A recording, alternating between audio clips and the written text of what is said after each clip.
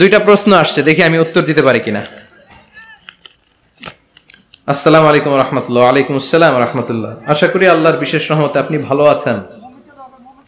হুজুর, আপনার কাছে আমার দুটি প্রশ্ন জানতে চাই, যথাযথ উত্তর প্রদানে আপনার কাছে কৃতজ্ঞ থাকবো। আমাদের দেশে প্রচলিত যে খতমে কোরআন রয়েছে সেটা বেদাত কিনা? যদি বেদাত হয় সেটা সম্পর্কে আমাদের করণীয় কি?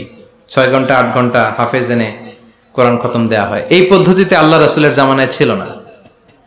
কোরআন আপনি নিজে পড়বেন, কোরআন আপনি ভাড়া করে এনে বাবার জন্য কান্নাকাটি করানোর কোনো দরকার নাই।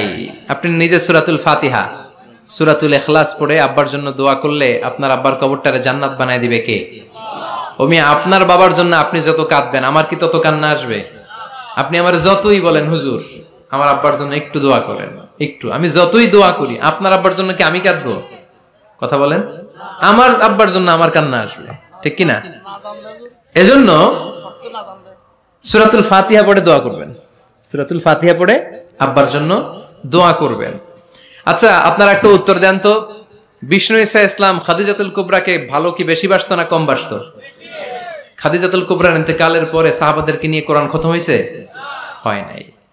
ফাতেমাতুজ জোহরা উনি আগে মারা গিয়েছেন, সাইয়েদনা আলী ইন্তেকাল করেছেন পরে, হাসান হুসাইন বেঁচে ছিল, উনি কি ওনার আম্মার জন্য কোরআন খতম করেছে এইভাবে?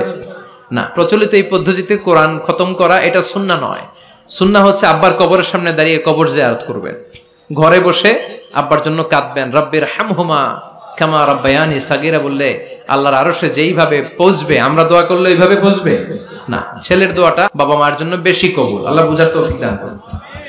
যে ব্যক্তি সুদ ঘুষ খায়, মানুষের হক প্রকাশ্যে হারাম ব্যবসা করে, প্রিয় নবীর আদর্শ ব্যতীত অন্য আদর্শ না, প্রিয় নবীর আদর্শ ব্যতীত অন্য আদর্শ নিয়ে আল্লাহর সামনে দাঁড়ালে ওই আদর্শ আল্লাহর দরবারে কবুল হবে না। বিশ্বনবী যে পন্থায় আমাদেরকে শিখিয়েছে ওই পন্থায় ছোট্ট কাজ করলেও এটাকে উহুদ পাহাড়ের সমান বড় করে দিবে কে?